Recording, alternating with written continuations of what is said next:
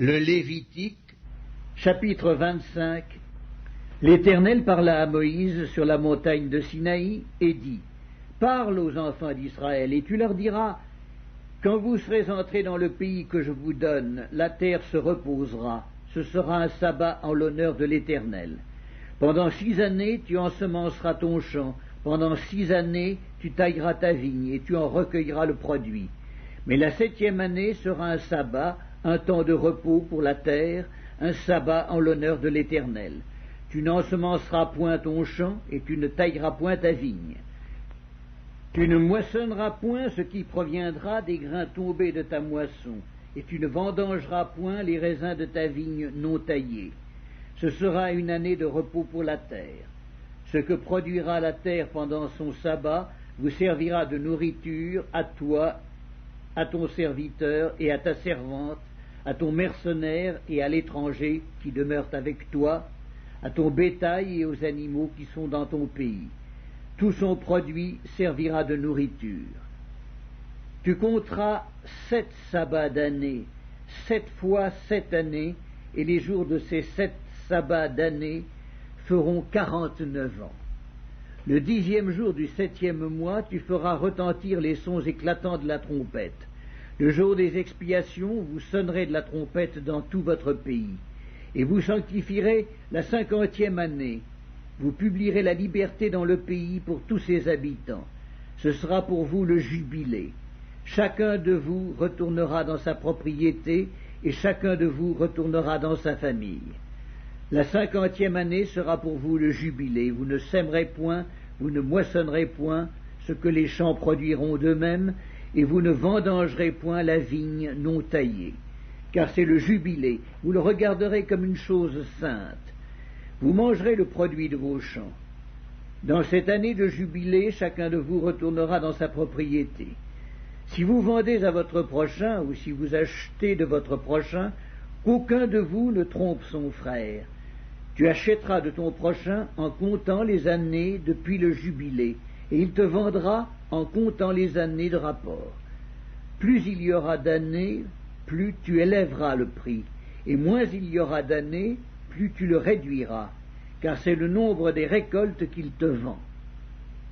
Aucun de vous ne trompera son prochain, et tu craindras ton Dieu, car je suis l'Éternel, votre Dieu. Mettez mes lois en pratique, observez mes ordonnances et mettez-les en pratique, et vous habiterez en sécurité dans le pays. Le pays donnera ses fruits, vous mangerez à satiété, et vous y habiterez en sécurité. Si vous dites: Que mangerons-nous la 7e année, puisque nous ne sèmerons point et ne ferons point nos récoltes? Je vous accorderai ma bénédiction la 6e année, et elle donnera des produits pour 3 ans. Vous sèmerez la 8e année, et vous mangerez de l'ancienne récolte. Jusqu'à la 9e année, jusqu'à la nouvelle récolte, vous mangerez de l'ancienne. Les terres ne se vendront point à perpétuité, car le pays est à moi, car vous êtes chez moi comme étrangers et comme habitants. Dans tout le pays dont vous aurez la possession, vous établirez le droit de rachat pour les terres. Si ton frère devient pauvre et vend une portion de sa propriété, celui qui a le droit de rachat, son plus proche parent, viendra et rachètera ce qu'a vendu son frère. Si un homme n'a personne qui ait le droit de rachat, et qu'il se procure lui-même de quoi faire son rachat, il comptera les années depuis la vente, restituera le surplus à l'acquéreur, et retournera dans sa propriété. S'il ne trouve pas de quoi lui faire cette restitution, ce qu'il a vendu restera entre les mains de l'acquéreur jusqu'à l'année du jubilé. Au jubilé, il retournera dans sa propriété, et l'acquéreur en sortira.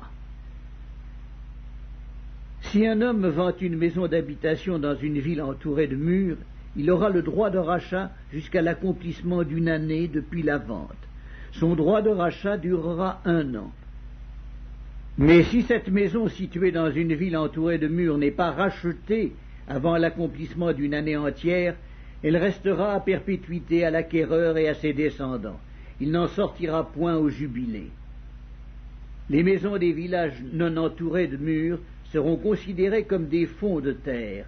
Elles pourront être rachetées et l'acquéreur en sortira au jubilé. Quant aux villes des Lévites et aux maisons qu'ils y posséderont, les Lévites auront droit perpétuel de rachat.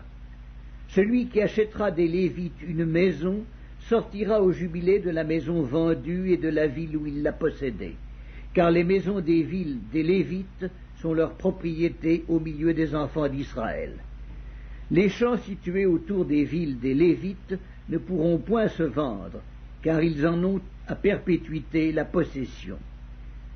Si ton frère devient pauvre et que sa main fléchisse près de toi, tu le soutiendras. Tu feras de même pour celui qui est étranger et qui demeure dans le pays, afin qu'il vive avec toi.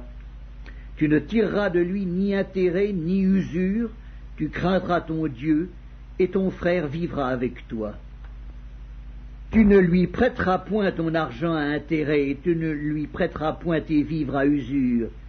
Je suis l'Éternel ton Dieu qui vous ai fait sortir du pays d'Égypte, pour vous donner le pays de Canaan, pour être votre Dieu.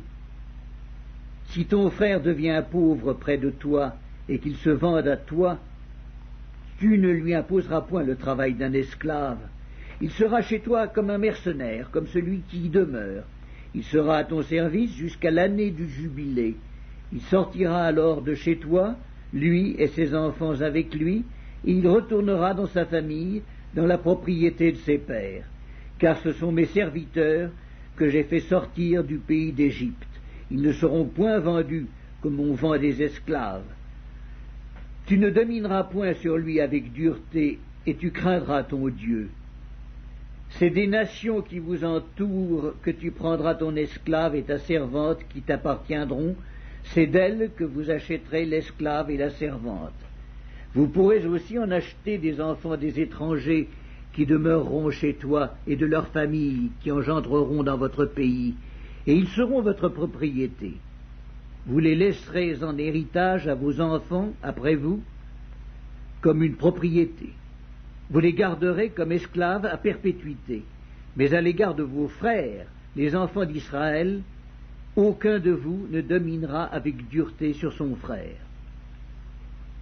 Si un étranger, si celui qui demeure chez toi devient riche, et que ton frère devienne pauvre près de lui et se vende à l'étranger, qui demeure chez toi ou à quelqu'un de la famille de l'étranger, il y aura pour lui le droit de rachat après qu'il se sera vendu. Un de ses frères pourra le racheter. Son oncle, ou le fils de son oncle, ou l'un de ses proches parents pourra le racheter. Ou bien, s'il en a les ressources, il se rachètera lui-même. Il comptera avec celui qui l'a acheté depuis l'année où il s'est vendu jusqu'à l'année du jubilé, et le prix à payer dépendra du nombre d'années, lesquelles seront évaluées comme celles d'un mercenaire. S'il y a encore beaucoup d'années, il paiera son rachat à raison du prix de ces années et pour lequel il a été acheté. S'il reste peu d'années jusqu'à celle du jubilé, il en fera le compte et il paiera son rachat à raison de ces années. Il sera comme un mercenaire à l'année, et celui chez qui il sera ne le traitera point avec dureté sous tes yeux.